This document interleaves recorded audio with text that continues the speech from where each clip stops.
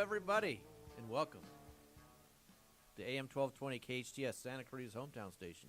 You are listening to the Gazette Radio Hour, because I'm Doug. And I'm John. And this is all you need to know to be in the know. It's good to be back. Doug, how was your Thanksgiving? It's great. How was yours? Oh, it was not too bad. Got to spend some time with my kids. I got to watch a lot of football. Yeah, I got to spend time with the in-laws. Okay, moving on. What else did you do over the Thanksgiving break? Sorry, Jeannie. No, it wasn't bad. Oh, that's good. That's good. Everything else going all right? Yeah. You seem kind of mellow today. Yeah, well, you know what happened to me yesterday? It's got to be the season when you get to I had a colonoscopy.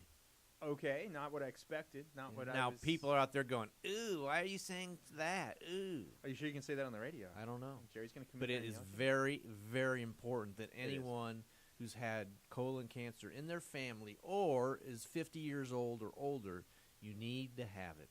John, Absolutely. Have you had yours? I have. My dad had late-stage colon cancer as a survivor.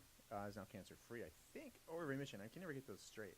I don't know exactly what the qualification is with that. But I actually had one when I was 45, thank you very much, and was told I don't need to have one for another 7 years. I was talking to a gentleman a couple weeks now, and he was talking. He's a guy in his 60s, and he was talking about his dad. And he said, "Yeah, my dad died when he was 52 years old." I said, "Oh," I said, "What did he die of?" He said, "Colon cancer." And I said, "Did they do colonoscopies back then?" He said, "No." And the guy kind of teared up, and he said, "That's why he died." He said, "Now I have one every 3 years." Yeah. Folks, it's real important to get it. It's called the silent killer. I'll give you just an idea, because yesterday I had 3 polyps removed when they did my colonoscopy. Now, chances are they're non-cancerous. But what happens is those polyps, if they stay on your colon, they can turn cancerous within 5 to 7 years. And if you just let year after year after year go by, then when you find out, it's too late. So it's it's not silent killer, but killer is correct, isn't it? The second, second most. It's the third most commonly diagnosed cancer, but it's the second most cancer death. Yeah, so it's the cancer that causes the second most deaths. Right. First has got to probably be lung cancer. Okay, we get right. that, and that's usually smoking or hereditary. We get that. Right. But this is something people don't know about. They don't talk about.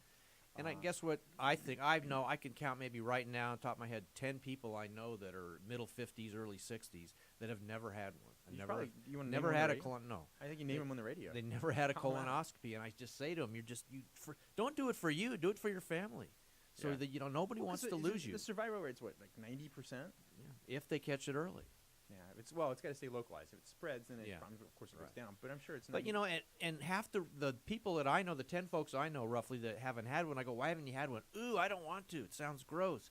I heard you got to drink this stuff." And for one thing, the week leading up to it isn't the greatest. You have to go on a diet, and you have to drink this stuff the day before, and it's not all that pleasant. But for the actual procedure itself, you're completely out. You're completely out. It's like having surgery. And then you wake up, you go home, you sleep for a little while, it's all done, you feel great. Then you have peace of mind, your family has peace of mind. Exactly. It's very important. Right. I concur entirely. It's very But I want to change the subject. Can I? Because it was in my rant this week. The rant in the Santa Clarita Gazette and Free Classified. I was going to ask you what else. I mean, your rant was so nice. Is it that time of year where you're just happy? And, I just joy to the world. Mary Poppins, Sound of Music was on last night. What did you think of that? I didn't watch it. Okay, I don't. It's not my thing. My wife watched it. I couldn't watch it. I tried. Anyway.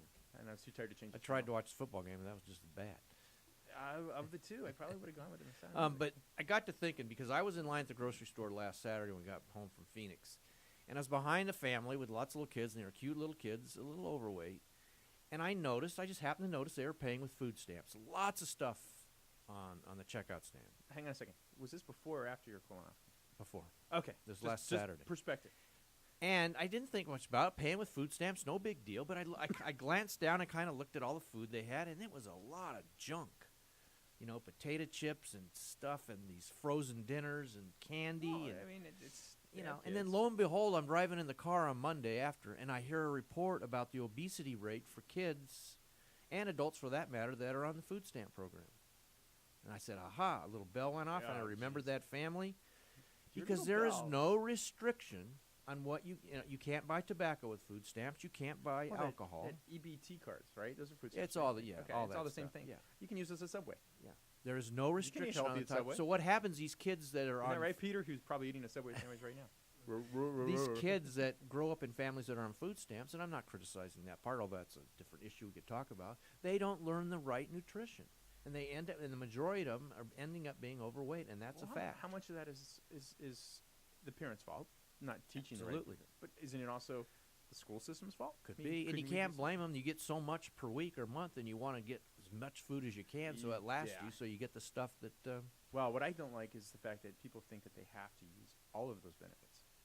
You know, I know somebody That's who a had to whole buy new thing. had to buy all the milk they were entitled to under the WIC program for 1 month. And I'm like, wow, Yeah. do you drink that much milk? No. Yep. Wow, what do? Give it away? Yeah, I give it to some friends. I'm like, you shouldn't do that. Number one, and number two, oh my goodness, you know, let the store keep it. They'll sell it Yep. for a profit, provide Yep. for their employees, and Well, we could go on and on about this. What about some sort of work for food program? They should have something on those You lines. You know, the New Deal. You know the Bible. Have you ever heard of the Bible, John? I've heard of it. Though. It says in there, if you don't want to work, you shall not eat.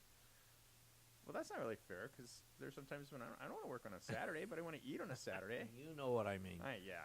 I So, do. Anyway. And sometimes I just want to lay on my couch.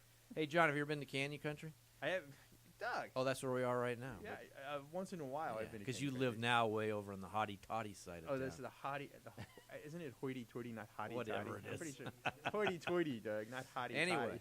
But have you heard of this magazine that I happen to own? It's called Canyon Country Magazine. You own that, do you? Yeah, and we did the best of Canyon Country. We're going to talk about that when we come back. How'd you know? How'd you know? Because I told you we should talk Oh, about that's that when right, we you come back. All right, you're listening to Doug and John on the Gazette Radio Hour in Santa Clarita's hometown station, AM 1220 KHTS. We'll be right back with the best of Canyon Country.